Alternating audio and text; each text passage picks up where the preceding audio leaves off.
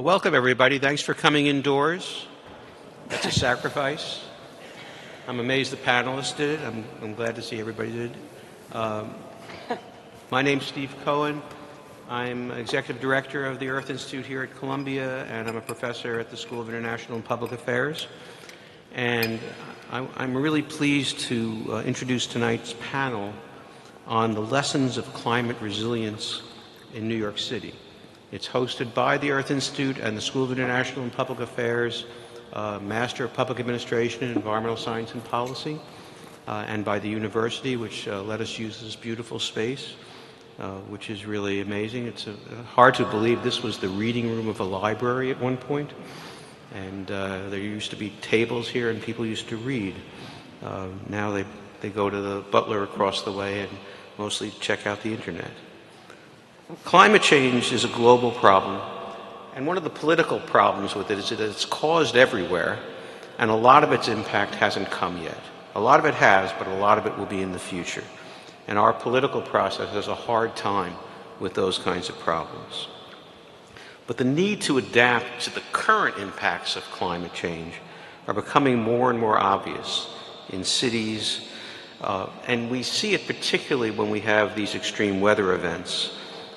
And no matter how much we hear that we should be abandoning these low-lying areas, I mean, there's 600 miles of coastline in New York City, a lot of us really love our neighborhoods, love our communities, and we don't want to leave. And so the question is, how do we figure out a way to reinforce the place and build it and make sure that we can stay here? Now, fortunately, there are a lot of real positive steps that cities can take and are taking to increase resiliency and adapt to climate change. Cities are updating building codes, developing and implementing climate adaptation plans, building microgrids, working with community groups and many others to take action, indicating that we're really starting to take this as a serious problem. And we are taking it as a serious problem. In fact, in New York City, they've begun to implement a resiliency plan that will cost about $20 billion when all is said and done, maybe more by the time it's finished. In tonight's discussion, we're going to be talking about many aspects of climate change and resiliency, including what strategies are most effective for resiliency planning and how can we be most cost-effective in our efforts, and looking at what can be done differently to make our communities and infrastructure more resilient to the impacts that climate change will bring and is already bringing. To do this, we have 4 experts here tonight to help us answer these questions, and I know you have their full bios in front of you, so I won't give you all of that, but I want to briefly introduce them, starting on my left, I guess it's your left too, is Curtis Cravens, who is the Senior Advisor for Coastal Resiliency from the New York City's Mayor's Office of Recovery and Resiliency. Next to him is one of my colleagues, Professor George Deodatis from the Fu Foundation School of Engineering and Applied Science here at Columbia. Seated next to him is Professor Kate Orff from the Columbia Graduate School of Architecture, Planning and Preservation. And last but not least is my colleague Adam Sobel, who is a professor of applied physics and applied mathematics and of Earth and Environmental Sciences, and he now leads Columbia's initiative on extreme weather and climate events. Before we get into the discussion, I want to just briefly go over the format. I'll moderate the conversation with our panelists, so I'm going to basically ask them questions. There won't be any formal presentations. We'll do that for a while. Then after a while, I'll ask for questions from you. I believe we'll have microphones coming around to ask those questions. Let me ask you to please ask questions and not make speeches. I'd like to hear from our panelists and let them do the speeches. When we get to about an hour from now, we will then end the conversation, and in the back, this is an incentive, we will have wine and beer and refreshments. And the panelists have all told me that they're going to hang around and chat with us informally. So please, let's do that. And if you want to make a speech, that would be the time for it. So with that, let me start by asking our panelists and we'll start with Adam and we'll work our way down. Let's define resilience. What do we mean by it? So by resilience, I think we mean literally and really the capability to bounce back from something. So something happens, it has an impact. Usually we're talking about negative impact when we're talking about extreme weather events. And resilience means that you can, rather than being incapacitated for long periods of time, you can restore the functions of that were lost quickly. There's an interesting discussion maybe we could have, or that people do have, between resilience and adaptation. Some people don't like the word resilience because that implies that you're going back to the status quo, and you could either argue that climate change is going to mean that we can't go back to the same status quo, or that maybe there's things wrong with the status quo that we'd like to improve. So there's an interesting tension there. But that's my understanding of resilience. Maybe Kate has a different one. What would you add? Well, I mean, I guess to build on that, I think from a design standpoint, I see resilience as sort of, thinking differently about nature and human life, and how these kind of this sort of increasing, shifting grounds that we see in more extreme weather sort of has an impact on how we live in the world. And so from a design standpoint, I'm very interested in more of the kind of social, cultural, spatial frameworks that one can begin to make that help engender a resilient culture. George, what would you add to it? My colleagues have described the concept of resiliency quite well. I'm a civil engineer, so you might have disasters of different types. Today we emphasize extreme climate and climate change. So if you have a hurricane like Sandy, definitely the civil infrastructure will be disrupted. There's going to be flooding in buildings, in the transportation system, and in a lot of other areas. So the resiliency of the infrastructure is its capacity to go back to the previous operating status as quickly as possible. Okay. Curtis, what would you add? I think from the Mayor's Office of Recovery and Resiliency, we would certainly agree with all these definitions, and we would see it through a lens of equity, of our most vulnerable populations, socially and economically, not just in terms of the floodplain, and certainly the ability to withstand and rebound is a term that we use. And so how do communities do that? How do individuals do that? How do neighborhoods do that? How do boroughs do that? The city, small businesses. So that's through the framework of equity and neighborhoods that we really see it's particularly critical. So it's a complicated topic, multidimensional, lots of different aspects to it. But the idea at its heart seems to be making sure that we're still around tomorrow. And I think that's a good thing. We want to be around tomorrow. But Adam, you're a scientific expert on extreme weather events. So what do we know about the science of extreme weather? What's changing in our weather? We know that it's pretty warm out today, so maybe that's a change. But do we know why and to what degree is climate change the contributor to this? Climate change is probably a small contributor to today. I mean, most of that is just weather. But and by the way, this heat wave is breaking records. It's fall, so it's not hurting us. But if you would have something like this in summer, it would be a deadly event. But it's mostly an event like this is always mostly natural. It's just climate change just pushes the odds a little bit one direction and increases your chance of exceeding thresholds that may be in some cases dangerous. But I think as the science of climate change and extreme weather is a topic where the science is evolving rapidly and where the answers depend on which kind of event you talk about. So the greatest confidence we have is in heat events. Global warming is global warming. It's the temperature going up. So as the weather fluctuates, the fact that the whole planet is warmer means that it gets even warmer with greater frequency and intensity. So heat waves are already becoming more frequent and more intense, and we can see that in the statistics, and that's something we expect with great confidence to keep changing in the same direction. The other one we're quite certain about is sea level rise. The magnitude and the rate of future sea level rise is uncertain, but the direction is not. So the sea level is only going up, it's not going down.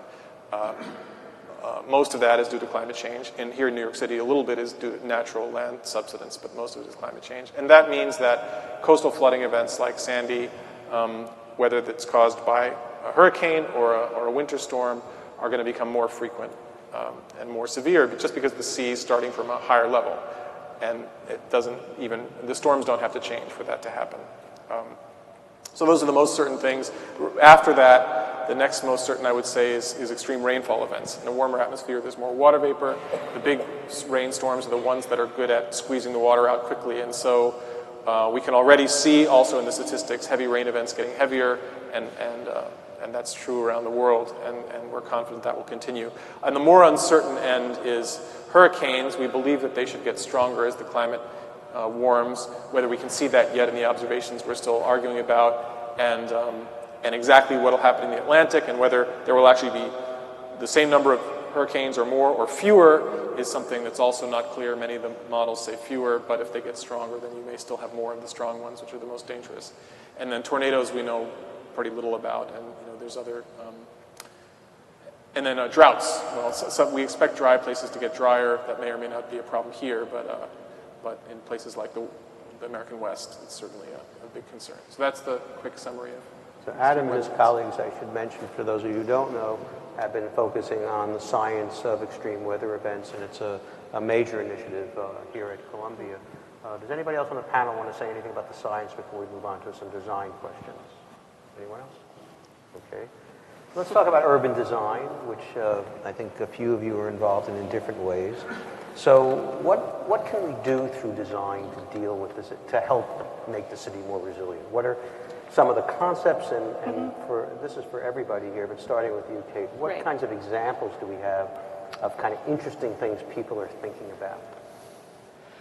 Well, maybe before talking about specific concepts, I mean, a key part of the role of urban design, in my mind, is shifting from this kind of observational mode. I mean, yes, sometimes it's hard to get people to agree or, on the science, and then translating that into kind of an action plan, like an activist way of dealing in a very applied way with the immediate environment, and being able to kind of retool the cities that we have already made, but also to more broadly envision future cities or future relationships that, cities that have clean energy embedded within their fabrics, right? We, in order to kind of move past, the adaptation, resiliency discussion, we also need to be very broad-ranging and visionary. Much of what we're talking about in terms of clean energy, whether it's wind power, solar,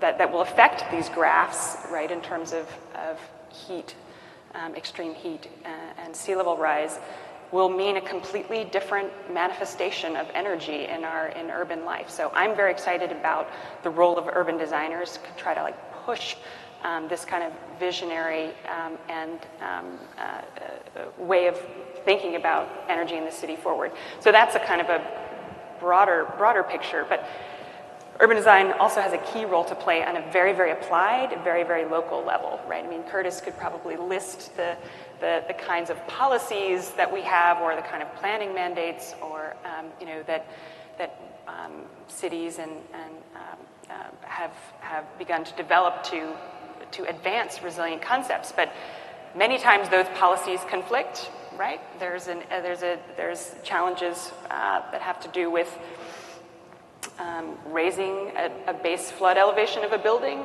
and the need for disability access to, or ADA access to that building, right? There's public space concepts. There's an extremely exciting time for urban designers, because I feel like much of this resilient infrastructure, which is now more decentralized in terms of, so say on the water sector, you have bioswales, or you have soft shorelines to absorb wave energy. You have parks that have to absorb water. You have green roofs or cool roofs. All of these new forms of future, next century resilient infrastructure manifest in a very direct way in people's immediate neighborhoods, on your street, on your school, et cetera. So I feel urban design has to develop this ability to translate what are these very complicated and sometimes shifting policy boundaries into extremely sort of specific proposals and solutions at a site level. So are you seeing some of that, Curtis, in the city? Are there some interesting projects and ideas that are coming into the resiliency planning that you're involved in that include kind of creative and innovative design concepts? Absolutely. And I think just before addressing a few of those, I think picking off what Kate's saying, is that we have to imagine collectively what kind of city we want to inhabit. And reflexively, what kind of city don't we want? And one of the questions we ask ourselves every day, or it's really a statement at this point, is that we do not want to live in a walled city. You know, the city, through policies, through activism over the last 25 years, has reconnected to substantial portions of our industrial waterfront, and as the economy's changed, we've made it into open space, recreational, passive, and active. So we're not going to turn back on that, and we don't want to be behind 12 to 16-foot walls.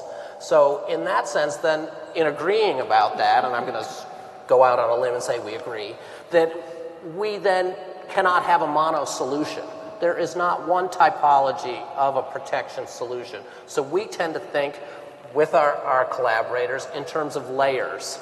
Not only layers from the shore out, perhaps into water, to inland, but we also think of it layers vertically. And so, as we all know, everything is on top of everything else or next to itself in New York City. That is our human and infrastructure experience, which is a constraint because you touch one thing and there's something else with a different purpose right next to it.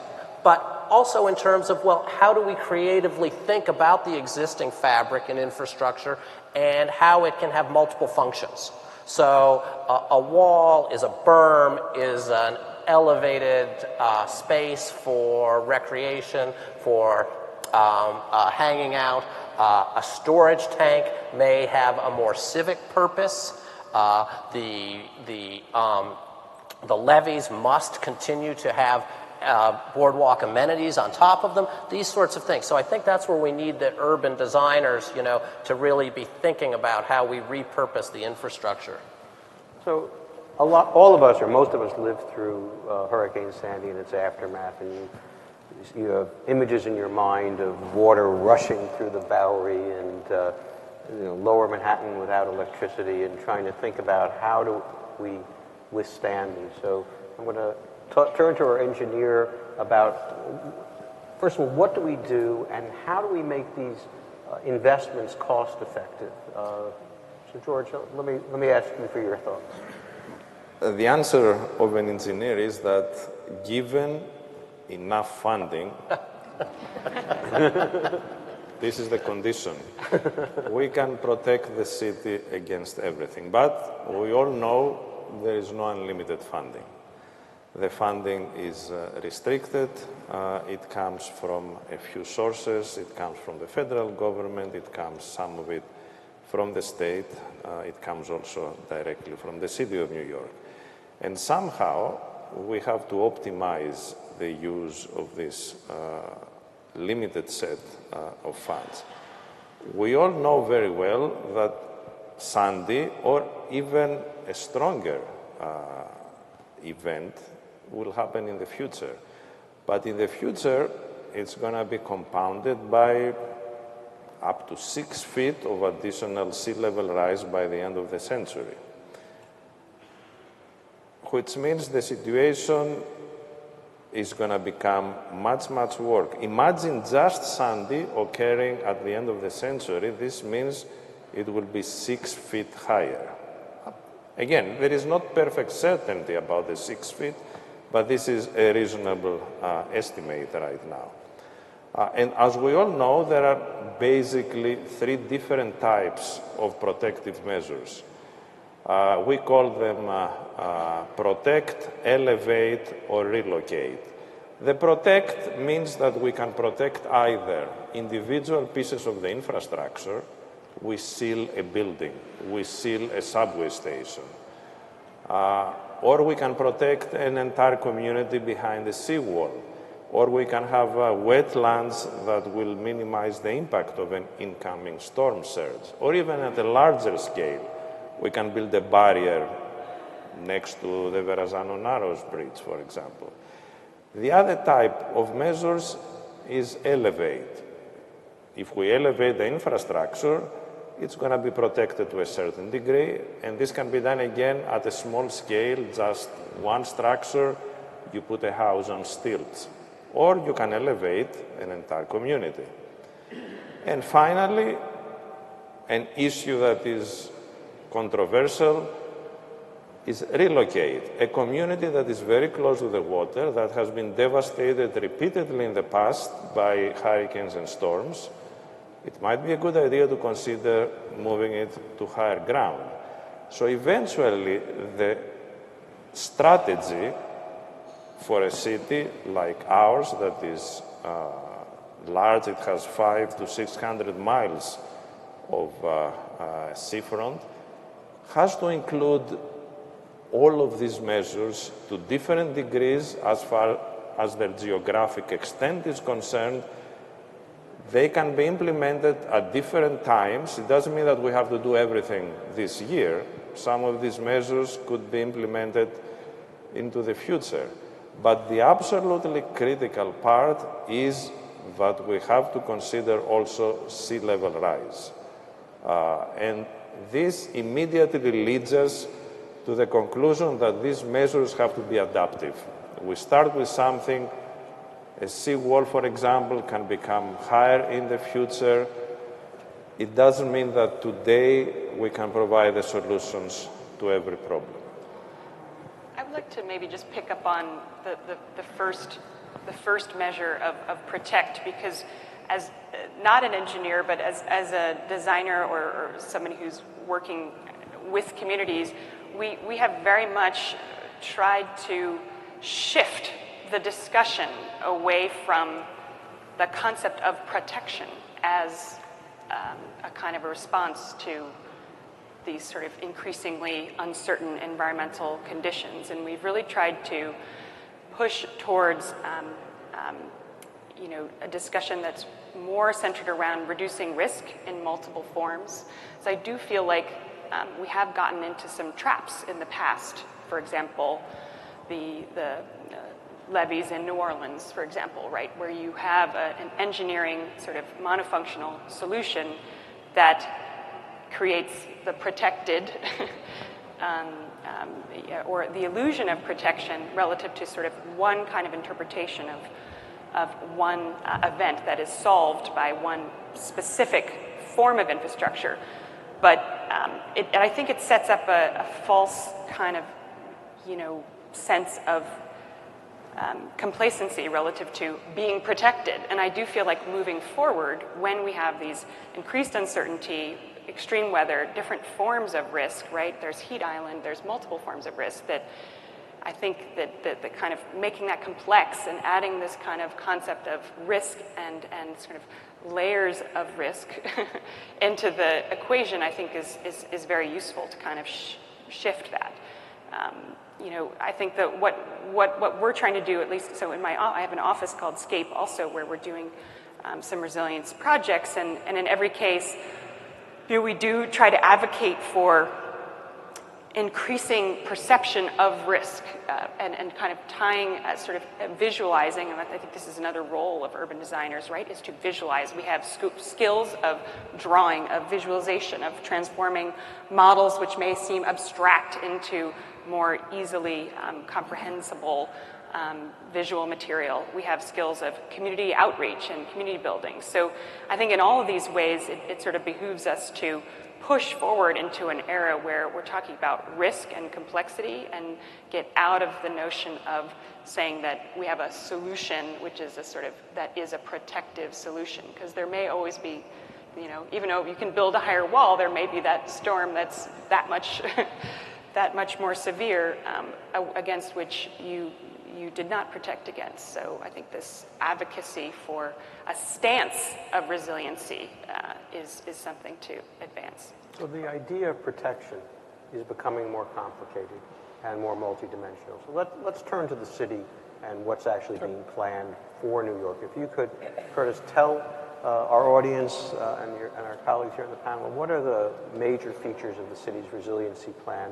And let's just get into a little conversation about it. Sure. To step back, I think when we think of like what are projects being done, and before discussing that briefly, I just want to step back a moment and say, that again we see it through resiliency through the lens of equity.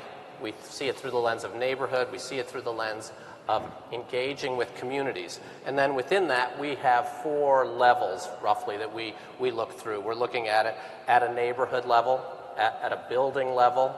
We're looking at it at an infrastructure level, and then in terms of the coastal resiliency. So we think of it in terms of, I think it has to be variegated, is that you need advocacy, you need building codes, you need laws, you need projects, you need all of that. You need planning. So on a neighborhood level, I would say we're really working with neighborhoods to bounce back.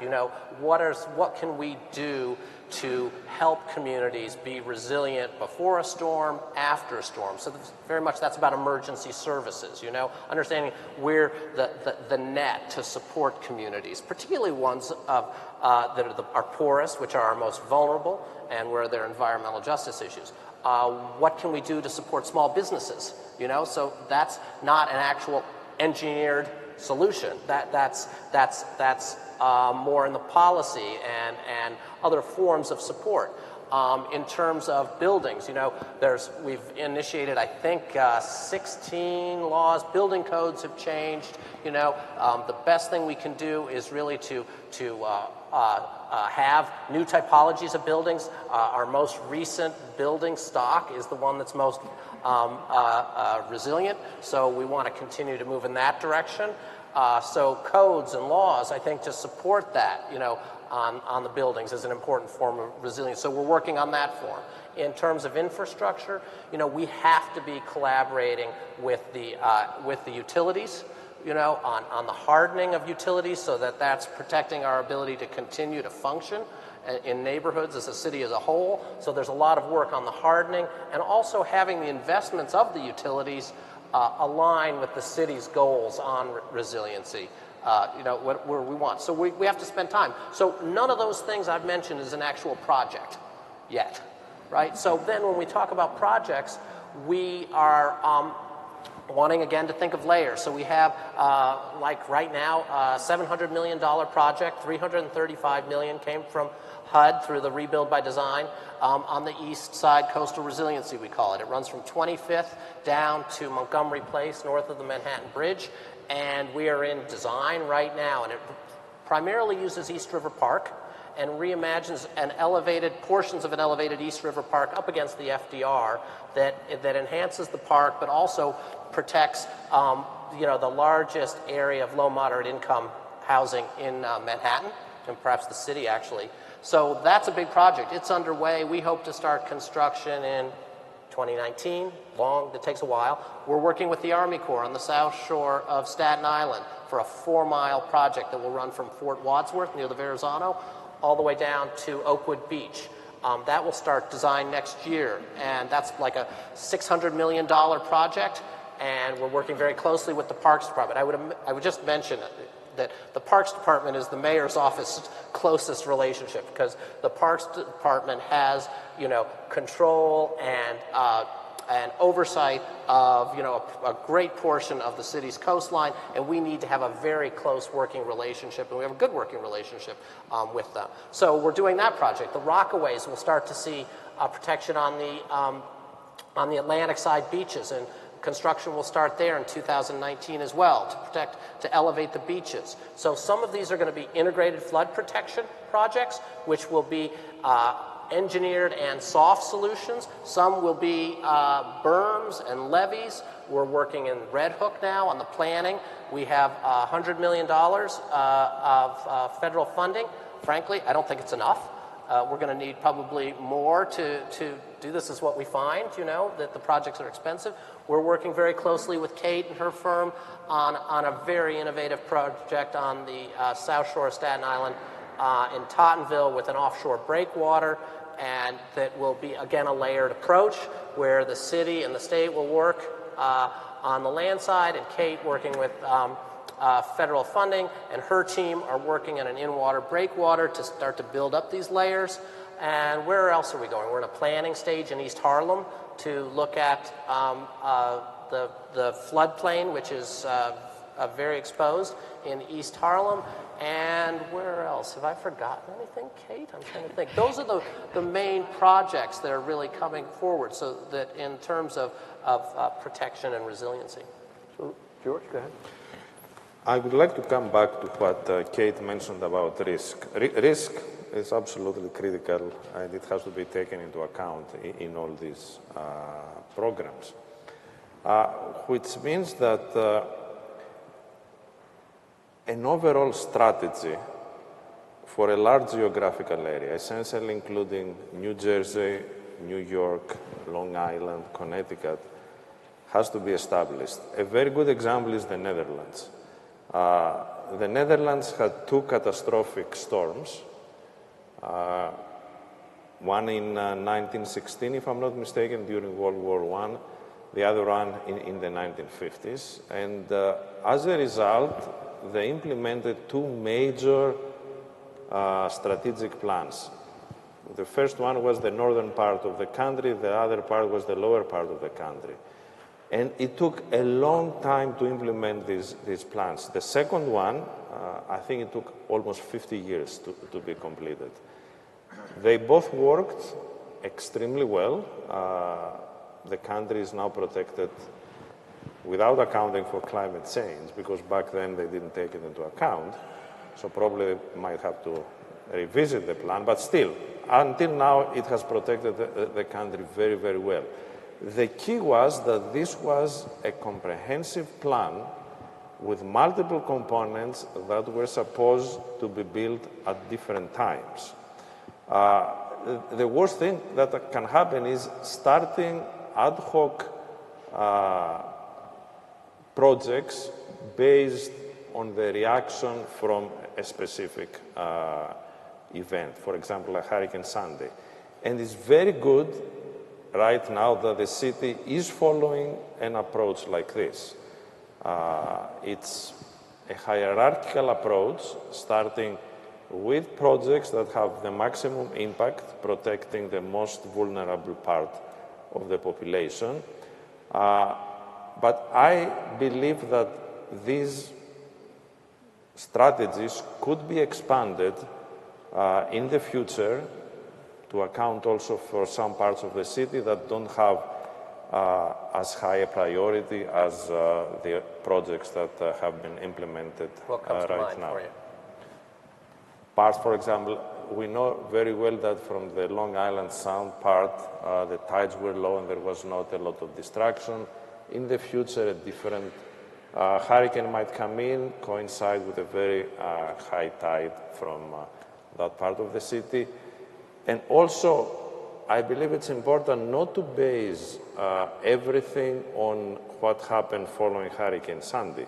It was a superstorm, it created a lot of damage, but it doesn't mean every future hurricane will come in the same direction with the same pattern. The pattern might change. Some of the damage might be shifted out of New York City. It might be shifted in Long Island. It might be shifted to a different part. And we cannot deal with isolating the problem to a specific area. But as I said, it's very, very encouraging that New York City is following this approach. The projects that have been mentioned are not projects that have been decided on an ad hoc manner. They follow an overall project doing the hierarchy, what is of the highest priority, and the city has started definitely in the right direction. So just building off that for a second, I think your point is exactly right. Just to expand on it, in that I think many of you may know that if it had been a 6-hour difference during Sandy and the tides were different, the flooding would have come considerably from north to south. And in fact, one of the major impacts, so we would be talking about different project areas, right? We wouldn't be talking about the ones maybe some of the ones I mentioned, but we are in Hunts Point. We've received federal funding and put city capital in. Many of you know that the Hunts Point Food Cooperative, where the fish, vegetables, and meats are all aggregated in the South Bronx, that would have been very vulnerable. Our food system would have been at risk. And so that is actually an extremely important area that I didn't mention, that we are working with HUD funding and to look at the community in terms of the community resiliency, but also the hardening of that, because 60%, I think, of our food moves through Hunts Point. So I think that's critical. To your point about comprehensive, the city, what we're working on now is we have $108 million just to look at sea level rise. So we've been working with engineering and design firms over the last year, scanning the whole city in terms of the vulnerable shoreline, doing analysis of that, and we now know where the most vulnerable shorelines are to sea level rise, and now we're entering into, we've prioritized them, and now we're entering into a design phase on those. Nobody's surprised, most of them are around in the southern portion of the city around Jamaica Bay. But so that is, we absolutely agree, we cannot just think about a Sandy event. We have to be working incrementally and addressing sea level rise now as well. So since I'm a political scientist in the crowd, I guess I'm going to say that, in fact, you need these emergencies like a Hurricane Sandy to motivate the political process. Also trigger the funding process. To trigger the funding, cases, but right? I think also to make the issue politically salient and to make it real to people. And so the kind of comprehensive approach that I think we all agree would be useful and important. You have 3 states, New Jersey, Connecticut, and New York. Sometimes they work together, sometimes they don't. When we used to have a federal government, they would coordinate them, but we haven't had a federal government in a while, and that's a problem for the United States. Someday we may get one back, maybe in a month or so, we'll see. But let's talk about the future, because I think the future and what scientists model and tell us about the climate and what it's going to do to us, and how do we actually think about risk. None of us can really predict the future. We know some things about the present. We know a few things about the past.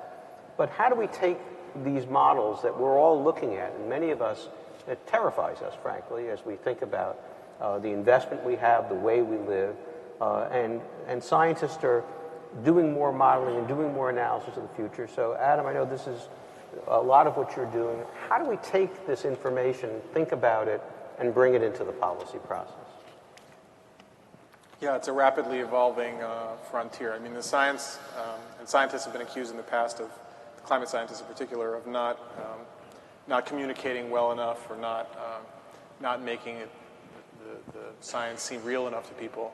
I don't actually quite buy that. I think the reason for the climate debate is because there are people who don't want it to seem real and don't want to listen. But you know, there's some truth to it, and I think it's the area is part of it is an area we call climate impacts, which is still a pretty young science, which requires knowing something about what the climate science says, and something about all the things that are going to happen because of that. And so that's economics and human health and ecology and all those other disciplines. And then policy is a whole other can of worms. And I think you said it right, that the extreme events are necessary. And this is a tricky thing that we get into, is that we need the extreme events to get people to pay attention, because a little bit of, a half a degree or degree Celsius warmer temperature in the global mean doesn't really have that much impact on most people's psyche. So the extreme event happens and everybody pays attention, and then we have an argument about whether it was really caused by climate change or not, which is a whole another, a bleeding edge area of the science, where sometimes we can sort of do it and sometimes we really can't do it. But on some level, that's an unfortunate debate to have, because it sort of doesn't matter. I mean, we know the climate change is happening. We know what some of the future impacts are going to be. Some of them we can see now, and some of them we can't see them. Doesn't always mean they're not there, but sometimes the science isn't there yet to detect them. But the science is scary enough. I mean, we know what's happening. So the problem is, as I think you rightly identified, is to get people to pay attention. And I think what these extreme events do is they make us realize how vulnerable a lot of the systems we depend on are. And it's that awareness that we need. And then whether, to what extent Sandy was actually caused by climate change or not should be a somewhat moot issue. I mean, if in a rational world, if everybody understood what the science said and accepted it as statements about the future, and were able to plan rationally based on that, then we wouldn't need to prove that an event today, exactly to what extent it's caused by climate change or not. But we do have that discussion. I'm So that's a roundabout. I don't know if I probably didn't answer the question, but No, that's but a roundabout. I'm impressed by the degree to which people, designers, engineers, people in the city government are actually thinking about how do we improve, how do we make the city better able to withstand these kinds of things, which you have a sense are going to happen. Kate, I wanted to ask you a little bit about the design issues, because it seems to me that one of the things that I'm seeing is, first of all, people's need for a better designed city and their demands for a city that serves them better, whether it's the Hudson River Park or what you were just describing at the East River. Part of it is I think people want to be protected, but they also want an experience that is more positive than, say, the city of 50 or 60 years ago. I mean, are you seeing a kind of increase in the kind of design standards and the demand for infrastructure and facilities and parks to do more than one thing at a time? And is that the future that we're seeing, that you're seeing from your profession? Yeah, I really feel that New York, Portland, there are cities in America and of course in Europe, Copenhagen, for example, that really led the way. And I think, maybe even right as the automobile, the private car was becoming ubiquitous in our cities, we sort of lost track of this concept of the city as being a civic realm that's supposed to be, for Curtis's word, for a place for equity and for people to come together and that can support an active civic life. So I think more and more, city dwellers are expecting parks and open space and connective bike lanes and these sorts of spaces that bring them together and that also serve a function. We're in my office right now, we're working on a big transformative downtown park system for Lexington, Kentucky, which right now has something like a 6-lane road, a state road, city-state dynamics in play there, going through the center of the city and literally creating racial, separating neighborhoods and there's a stream that has been placed into a concrete culvert below. And, now that Lexingtonians are kind of advocating for that to change. And so we're developing this kind of multi-purpose infrastructure, linear park that's going to clean and filter the water, that's going to create this kind of urban bike path that connects into the regional park system on its edges. And it'll make safer spaces for pedestrians and gathering spaces. So it's civil engineering, it's public space, it's landscape, it's kind of culture, it's many things. So I do feel like the standards have been raised.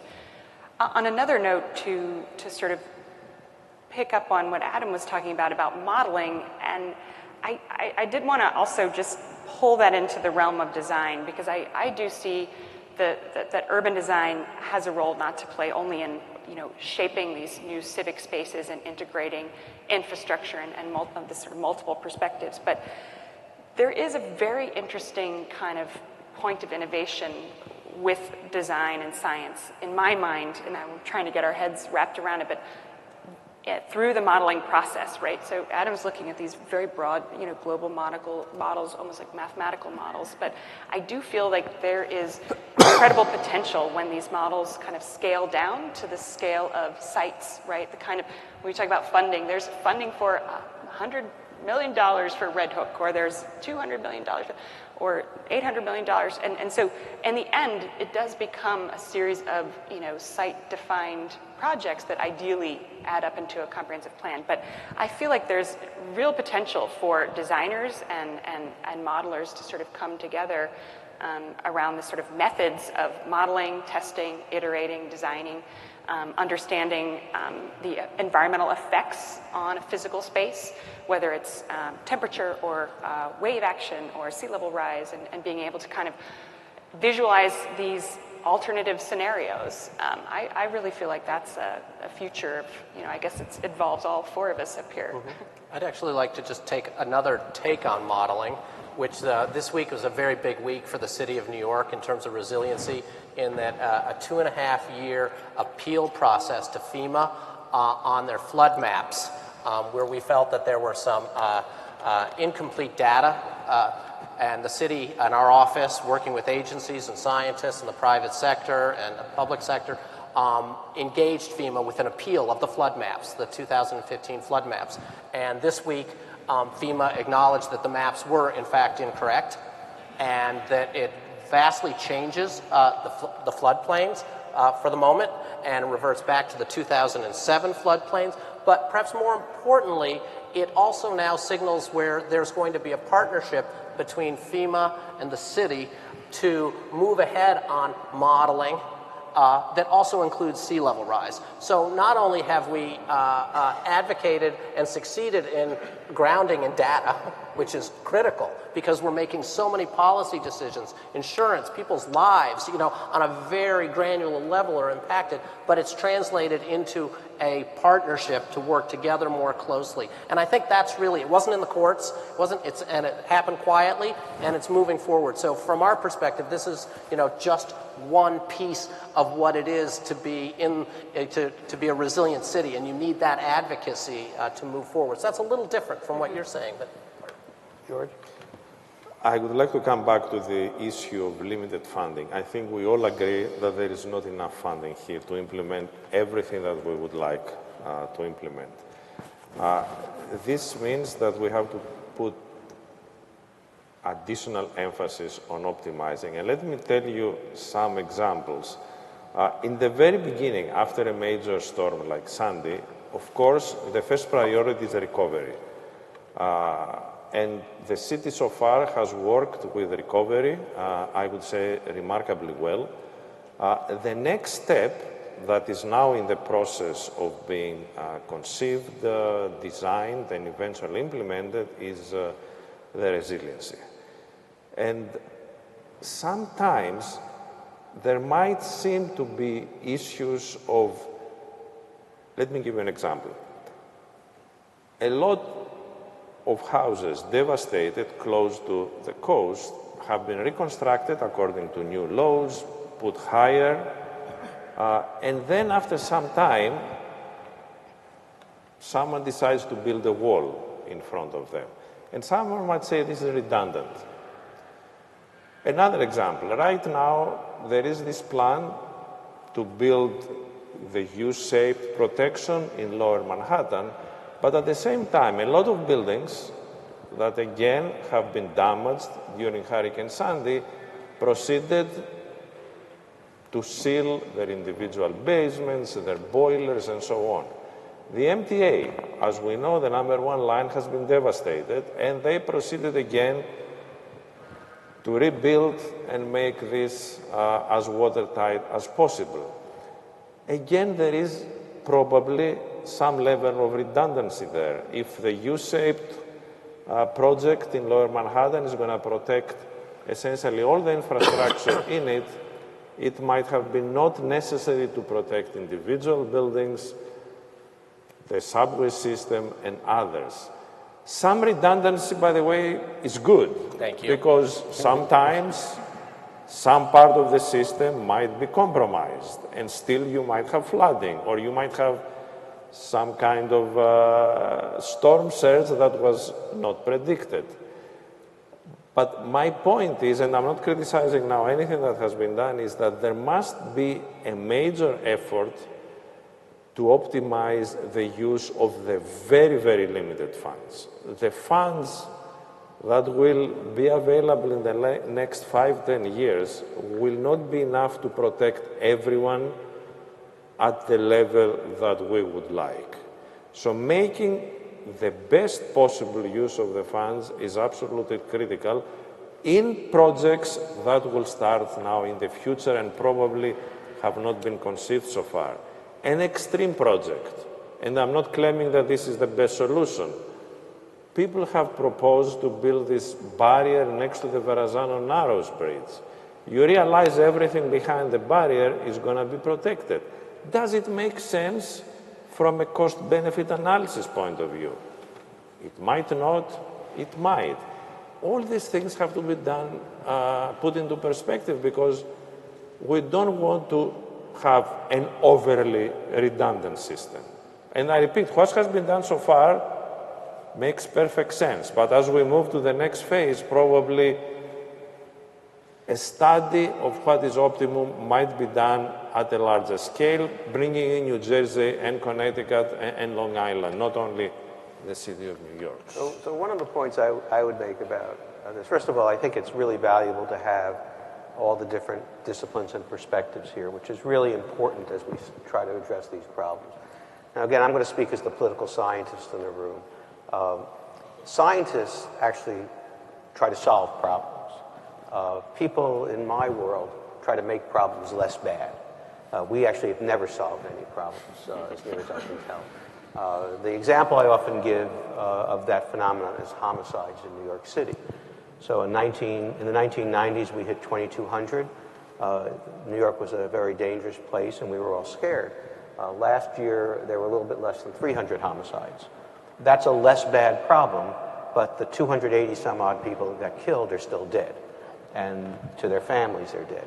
So the idea that we're going to solve these problems is probably not a realistic way to think about the world, but the idea that we can make the city safer and protect ourselves and make the situation less bad is, I think, a realistic objective. And I think we're seeing the combination of city action, capital planning, some intergovernmental cooperation, the engineers' approach, the design approach, and the climate modelers and scientists' approach, all are necessary. So what I want to do at this point is see if we can get some questions, please, questions from the audience. And then we will, at the end of that period, I'm going to give each of the panelists a final word. I saw an eager question right here. Can we get a microphone to this gentleman? And again, here, we're live streaming, so we want to make sure that people can hear you. I just want, this is very focally based on New York safety. Functioning? Okay. And when you mentioned the Hunts Point local food supply is certainly an issue of distribution of food, but climate change could conceivably have effects on agricultural production by changing areas of where things grow.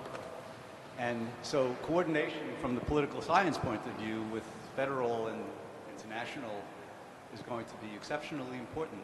And has that begun at any level at all?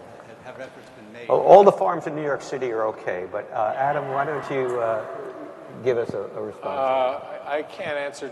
I can't say much about federal policy, but it's certainly true that climate change is affecting agriculture. It's already happening, and the farmers know it. The big agricultural companies know it.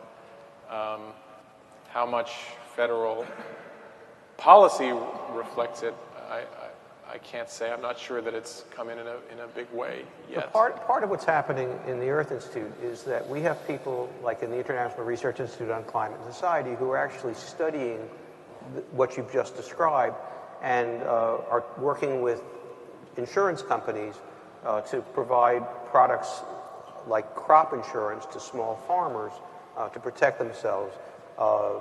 And so at least they don't get financially ruined from the process. But there's very little question that we're in a changing world and that the food, the process of producing food is going to be affected by that. I think that's right. There's a question over here. Let's take this one. Thank you. Hi, Jessica Haller, SEPA ESP 2008. Hi, Steve. I was the only mom in my class. Not anymore. There are many kids in that class now. Here's my question. We talked about resiliency. You talked about 4 layers of the city. What about the people? What about the children? You could protect small businesses, but if the parent has a kid whose school doesn't have electricity, who is having nightmares because their toys got washed out to sea, what do we do today to prepare our children for what we know is coming in the next 20 years or so? How do we prepare them? Okay. So if I could just ask you to just maybe amplify, is it preparing them on a home family level? Is it do you mean in terms of education? So I'm thinking about the mental health as the individual, and it's almost interesting that discipline is missing here. The individuals, the children themselves. If you look at a kid today, we know, right? You could tell them what we think, how hot it's going to be in New York, how many summer days over 95 degrees, how many, but we know what it's going to feel like and be like, yet we're raising them, or their infrastructures that they're playing in are built for the past. So since we don't have a mental health expert up here, what can we do with our infrastructure engineers, our cities, and how does the mayor's office think about the resiliency of the kids themselves today who are going to be adults then? It is an interesting question. I know that after Hurricane Sandy, local mental health professionals talked about a kind of post-traumatic stress disorder they were seeing, particularly for children that were dislocated, lost their homes. And we see this with homeless children and their interaction with the school system. So I think these are issues not just related to climate change and to flooding, but to a whole range of issues related to poverty. But I don't know, there's a... You know, the thing is, I'm inclined to, my instinct is to answer that more as a parent than as a bureaucrat, you know, which is that, and I don't know that this will be an entirely satisfying, because it's a complicated question that you've asked that we would need many professionals from different lenses together here to answer. But I think part of it is that what is it to live with heat? What is it to live with cloudburst? What is it to live with the potential of flooding and surge? And how do we understand that on a very human level within our families and with our children? And how does that start discussions around how do we need to adapt? And what is it? Because we're called on to be resilient as New Yorkers every single day in ways large and small. And so I think that part of it is like there's the social infrastructure, the safety net, which is a key part. And there are definitely steps we're taking. But I think it's also about how do we begin to discuss this on a family level and how we're going to be. And I don't know if that's really what you're thinking about yourself, but it's something I think about, you know, in my family. Okay, Can I add one example? Yeah, and then we'll take a question up here next. Go ahead. So I also, I wanted to just give an example of the Resilience Project in South Staten Island, because there were, you know, we did a lot of community outreach up and down the shore, and interacted with children who were displaced or living with friends of uncles and schools were disrupted, routines were disrupted, and there was a lot of trauma, and there remains a lot of trauma. And as part of our CDBG DR funded project, we allocated, I think it's $3 million, literally to schools and school projects. So the breakwaters themselves are so through the Billion Oyster Project and the New York Harbor School, there is a New York State certified high school curriculum that is aiming to teach students through science to interact with the harbor and to interact with the water. So to, you know, overcome, if you will, the sense of separation, fear, and kind of bring the sense of agency. So it's not like, again, we can solve the problem, but we can, through existing systems, leverage things like New York City schools that already affect multiple you know, children's lives to integrate some of this thinking into the curriculum. We've also done a series of charrettes,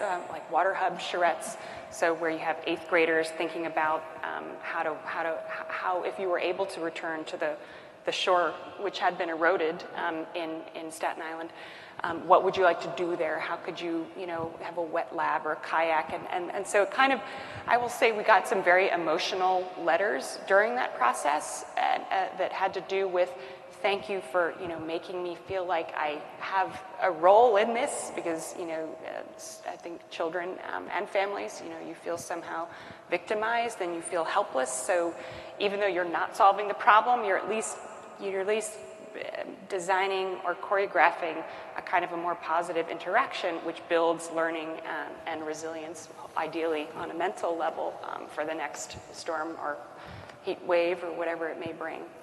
Okay, yeah. Hi. I think that this is an interdisciplinary problem, so appreciate all the perspectives, and if you had you probably have a panel of 20 to do it justice. And I'm in the real estate community and could argue that there should be a real estate person on the panel about... Every New Yorker's a real estate person. Yeah, exactly. Exactly. But one of the things that astounds me is that real estate professionals that are making investments, significant dollars, and investing in many cases other people's money, institutional investors, pension plans, endowments, in real estate, don't think about resiliency and climate change in making their decisions. I was talking to one investor who is invested in Miami, and we're talking about Miami being underwater in 2030, and that's incredibly near term. That's in the pro forma, right? That's exactly, that should be impacting real estate decisions today. So when you talk about like Portland, New York, Copenhagen, there should be, I think, some kind of leading cities that are thinking about this, a grading system, kind of like LEED for building. Is there anything along those lines? Because I really think this needs to be a part of the underwriting that real estate investors need to be thinking about. Anybody want to go ahead? Yeah, I'm no expert in real estate, but I think what you're pointing to is the need for a little more public-private partnership in a sense. I mean, if we look at, just to take an item that's in the news, and we're talking here about climate adaptation and resilience, but what we call climate mitigation and climate science is trying to reduce climate change by reducing emission of greenhouse gases. And we had a big breakthrough this week with this agreement in Kigali last week, Kigali, Rwanda, where countries agreed to phase out hydrofluorocarbons, which is the stuff that is now in air conditioners and refrigerators after the old stuff that destroyed the ozone layer was phased out in the 80s. Then this was the new stuff, which turned out to be a bad greenhouse gas. And now as an addendum to the Montreal Protocol, this stuff is being phased out. Has to be signed by the Senate and all that. But the reason it went through, just like it's a binding treaty, unlike the Paris Agreement. Once the Senate, I think the Senate will ratify it because the private companies that make the stuff want it. So like the Montreal Protocol happened because the companies that made air conditioners and refrigerators, the chemicals in which were going to be outlawed, realized that they could make new ones and sell everybody new refrigerators. So they were on board with the Montreal Protocol, and now they're on board with this one. Not to make it seem so selfish, I mean, they saw ahead that this is a problem. They realized if we invest now, we can build new stuff, and then, we can solve it. So the private sector, the relevant private sector was supportive, and, we wish that we had that kind of support from the energy companies now about carbon dioxide. We're not quite there yet, but maybe, what about on the adaptation side, where, as George and others were talking about, we have to make all these investments and decide what's the most cost efficient and what's the smartest. A lot of that money is coming from the private sector. It's real estate developers who are raising capital on Wall Street and all this stuff.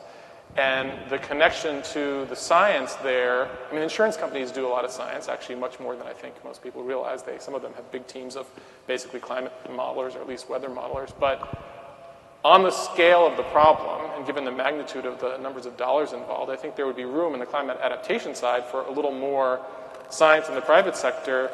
The public sector is actually leading in this case because, at least in New York City, where there's we have a government that's very responsive to science. But I think you're dead. I'm just agreeing with you. I mean, I think you're dead right. So, I mean, there are plenty of people in the industry who know it, but it's maybe not institutionalized and at the level that it could be.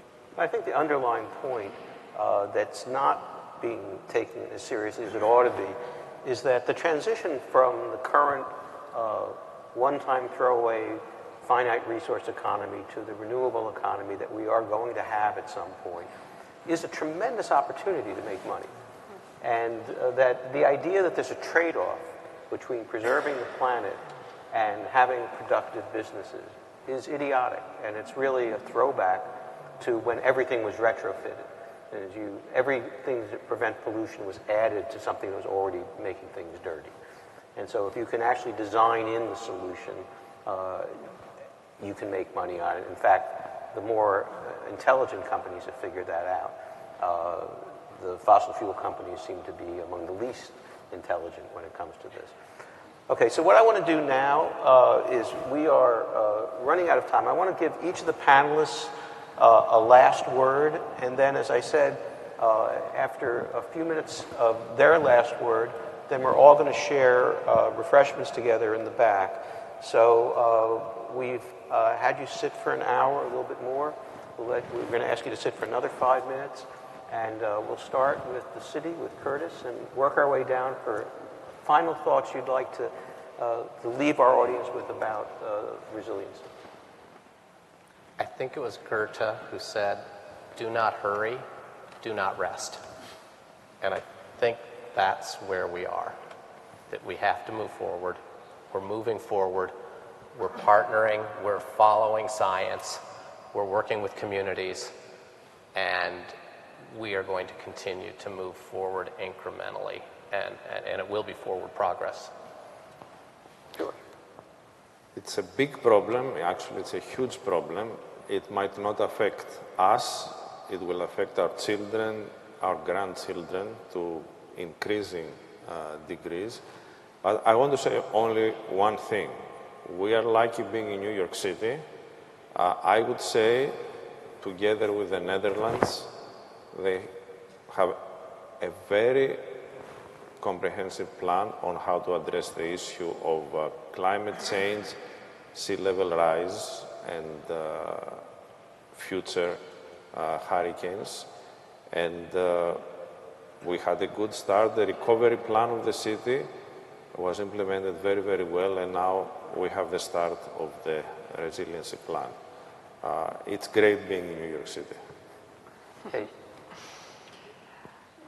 I guess a lesson I feel that I've learned, at least in the past 4 or 5 years, has been the sense that there's not necessarily always going to be a physical or an infrastructural fix to these challenges, that much of what I think will help us advance in this next coming decades is also social, right, or social and educational kind of strides. And I think the most exciting projects or initiatives will be those that kind of build social infrastructure and connectedness between and among people, to build networks that can come back literally between people, and that we shouldn't think about climate change purely as something that we have to have a solution for in a physical sense. It should be something that we can try to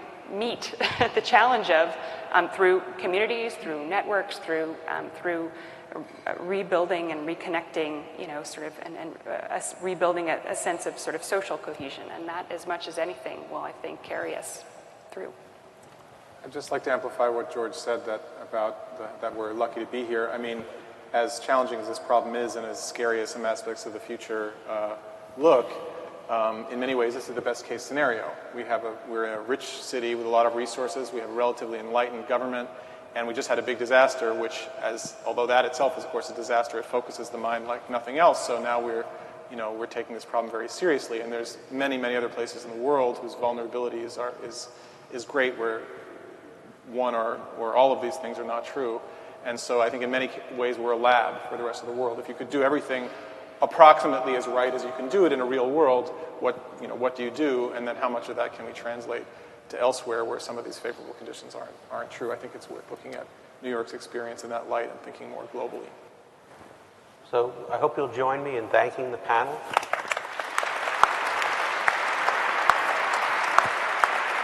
And I thank you for your attention, and let's hang out a little bit. Thank you for coming tonight.